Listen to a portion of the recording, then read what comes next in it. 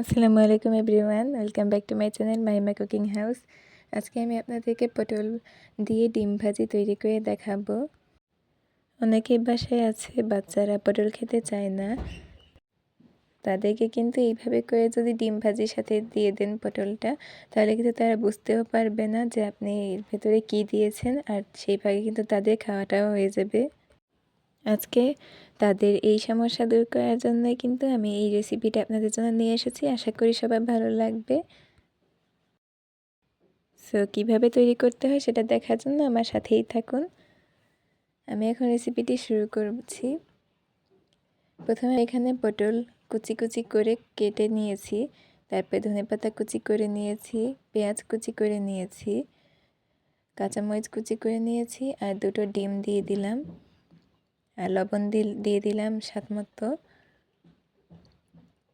আর এখানে সামান্য পরিমাণে একটু মরিচের গুঁড়ো অ্যাড করলাম, একটু জিরা গুঁড়ো দিলাম। আর আপনারা এখানে যে যতটা ডিম নেবেন ততটা পরিমাণ কিন্তু ডিম নিতে পারবেন। এবার আমি ফ্রাই প্যানে তেল গরম করতে দিলাম, আর আমি এই মিশ্রণটাকে ভালোভাবে একটু মিশিয়ে নিচ্ছি।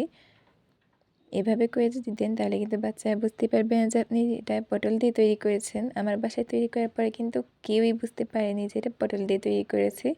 তারপরে তারা খাওয়ার পরে কিন্তু তাদেরকে বলার পরে তারপরে তারা বুঝতে পেরেছিল যে আমি এটা পটল দিয়ে তৈরি করেছিলাম। এবারে আমি তেলটা গরম হয়ে যাওয়ার পরে এই ডিমের পটলের মিশ্রণটা দিয়ে দিলাম।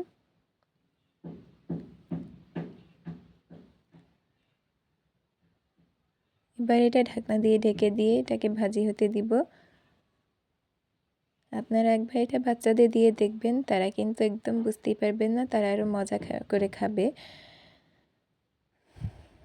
এই তো আমার এক সাইড হয়ে গেছে, এটা একটু পোড়া পোড়া করে ভেজে নিতে হবে, তাহলে কিন্তু এটা খেতে আরও মজা হবে। এই তো আমি এক সাইড উল্টে দিয়েছি, এই তো আমার ভেজে নেওয়া হয়ে গিয়েছে। এবার আমি এটা পরিবেশন করে নিচ্ছি প্লেটে।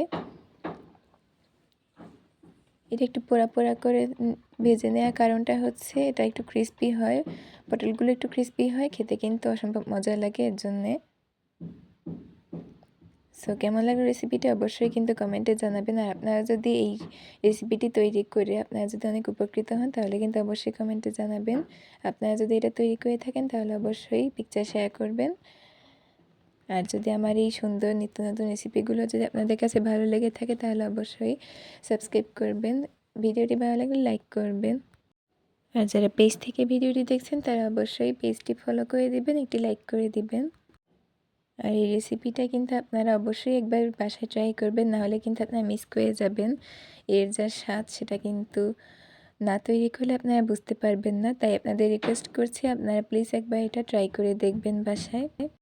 বিশেষ করে এটা বাচ্চাদের সামনে দিলে তো তারা আরও মজা করে খাবে, কেউ বুঝতে পারবেন যে এটা আপনি পটল দিয়ে তৈরি করেছেন। আর আমি কিন্তু সবসময় চেষ্টা করি আপনাদেরকে খুব সহজ পদ্ধতিতে ঘরোয়া উপকরণে একদম কম মশলায় কিভাবে খুব সুন্দর এবং নতুন রেসিপি তৈরি করতে হয় সেটাই কিন্তু আমি সবসময় আপনাদের সাথে শেয়ার করার চেষ্টা করি। আপনারা অবশ্যই এটা বুঝতে পেরেছেন, তাই আপনাদেরকে একটি রিকোয়েস্ট করব আপনারা আমার সাথে থাকবেন, আমার পাশে থাকবেন, আমাকে সাপোর্ট করবেন, তাহলে আমি আপনাদেরকে আরও সুন্দর এবং নতুন মজার ইউনিক আইটেম রেসিপি দিতে পারবো। সো এখন আমার বিদায় নেওয়ার সময় চলে এসেছে। আপনারা যে যেখান থেকে দেখছেন আপনাদেরকে অসংখ্য ধন্যবাদ এতক্ষণ ভিডিওর সাথে থাকার জন্যে। সবাই ভালো থাকবেন, সুস্থ থাকবেন। আগামী পর্বে আপনাদের জন্য নতুন একটি রেসিপি নিয়ে হাজির হব।